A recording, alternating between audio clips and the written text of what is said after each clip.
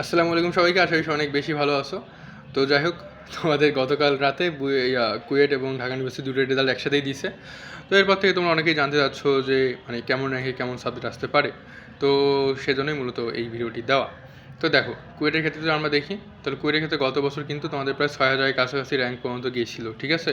একদম শেষের দিকে গিয়ে দেখা গেছে যে মানে একদম লাস্ট কল যেটা ছিল সেই কলে দেখা গেছে 6,000-এর কাছাকাছি পর্যন্ত গিয়েছিল এবং সেখান থেকে কিন্তু সাবজেক্ট আসছে। তো এখানে কিন্তু কয়েকটা বিষয় কিন্তু তখন ডিপেন্ড করতো, যেমন কী কী ছিল গত বছরের ক্ষেত্রে যদি আমি চিন্তা করি, তাহলে গত বছরে দেখো কুয়েটের পরীক্ষা সবার আগে হয়েছে, রেজাল্টও সবার আগেই কিন্তু দিয়ে দিচ্ছিল, ঠিক আছে? তো এরপরে বাকিগুলোর পরীক্ষা হয়েছে, চুয়েট রুয়েট বুয়েট বুটেক্স যা আছে সব কিছু পরীক্ষা কিন্তু এর পরে হয়েছে। তো তখন দেখা গেছে কি যে ধরো যে কুয়েটে মোটামুটি প্রায় 10,000 জনের রেজাল্ট দিছিল।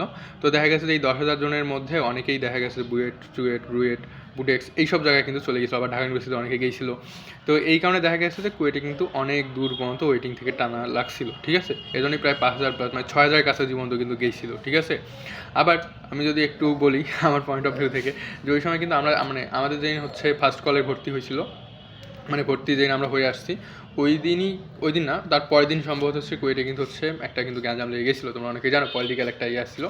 তো এই জন্যও দেখা গেছে কিন্তু যে অনেকে কিন্তু হচ্ছে কুয়েট ছেড়ে দিছে।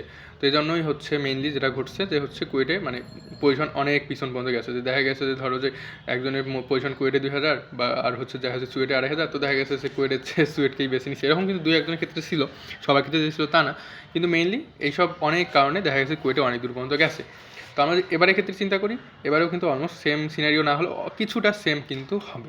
তো এবারের ক্ষেত্রে দেখো কী হতে পারে, তোমার যদি র্যাঙ্ক ধরো যে সিট কিন্তু কত 1,030 বা 50টা সম্ভবত, তো তোমার যদি র্যাঙ্ক যদি ধরো যে 1100-র মধ্যে থাকে, তাহলে তুমি কনফার্ম থাকো যে তুমি চান্স পাইছো, মানে তুমি অন্য কোথাও যদি ভর্তি না হও তুমি কুয়েটে কিন্তু ভর্তি হইতে পারবাই, এবং অবশ্যই একটা ভালো সাবজেক্ট নিয়ে। যেমন ধরো যে সিএসসি ট্রিপলি এগুলো কিন্তু তোমার যদি র্যাঙ্ক 1,000-এর মধ্যে থাকে তাহলে তুমি সিএসসি ট্রিপলি অবশ্যই পাবা। এর পাশাপাশি যদি হচ্ছে যে তোমার র্যাঙ্ক যদি 2,000-এর মধ্যে থাকে, তাহলে তুমি সিভিল মেকানিক্যাল সাথে ধরো যে আরও এরপর যে সাবজেক্ট আছে বায়োমেডিক্যাল কেমিক্যাল ইঞ্জিনিয়ারিং এগুলো কিন্তু তুমি পাইতে পারো। আর হচ্ছে যে আমি যদি একদম শেষ সাবজেক্টের মধ্যে তোমাকে বলতে চাই, তাহলে ধরো যে এবছর তুমি যদি তোমার র্যাঙ্ক যদি 4,000-এর মধ্যে থাকে, তাহলে হ্যাঁ তুমি একদম শিওর থাকতে পারো তোমার কুয়েটে একটা না একটা সাবজেক্ট আসবেই। আর আমি যদি গত বছরের সাথে তুলনা করতে চাই, তাহলে ধরো যে তোমার 4,500 পর্যন্ত সেফ রেঞ্জ আমি বলবো, কিন্তু 5,000 পর্যন্ত হয়তো বা যেতে পারে। কিন্তু ধরো তোমার যদি 4,500-এর মতো র্যাঙ্ক হয়, তাহলে তুমি ধরো ইউআরপি বা লেদার ইঞ্জিনিয়ারিং টেক্সটাইল ইঞ্জিনিয়ারিং এগুলোর মধ্যে কোনো না কোনো সাবজেক্ট তুমি অবশ্যই পাবে। অর্থাৎ তোমার কিন্তু মানে কী বলবো, যে কুয়েটে একটা সিট কিন্তু তোমার কনফার্ম হয়েই আছে, তুমি বলতে পারো, ঠিক আছে? মানে তুমি কুয়েটে ভর্তি হতেই পারবা।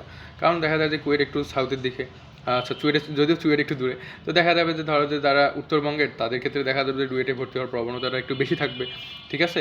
তো আবার যাদের বাড়ি একদম ধরো যে ইয়াতে চট্টগ্রামের ওইদিকে, তো তারা চুয়েটে ভর্তি হবে অবশ্যই, মানে বুয়েটে যদি না হয় সেক্ষেত্রে দেখা যাচ্ছে 2 জায়গায় র্যাঙ্ক সেম, তখন অবশ্যই বাড়ির কাছে যেটা সেটাকেই তো বেছে নেবে, তাই না? কারণ দুই ক্ষেত্রে যেহেতু সাবজেক্ট সেম আসতেছে, তো বাড়ির কাছে থাকাটাই বেটার অবশ্যই। আর হচ্ছে যে যদি আমরা বুয়েটের কথা বলি, তাহলে ধরো যে কুয়েটে তুমি দেখবা, বা কুয়েট না চুয়েট রুয়েট কুয়েট সব জায়গাতেই তুমি দেখবা যে যারা হচ্ছে যে টপ 1,000 বা 500-র মধ্যে আসে, এদের মধ্যে বা অধিকাংশরাই বুয়েটে চলে যাবে অথবা ঢাকা ইউনিভার্সিটিতে চলে যাবে। তো সেক্ষেত্রে কিন্তু অনেক দূর পর্যন্ত র্যাঙ্ক ফাঁকা অবশ্যই হবে। সেক্ষেত্রে মেরিটে আমাদের অবশ্যই সিট পূরণ করার জন্য অনেক পিছন পর্যন্ত না লাগবে।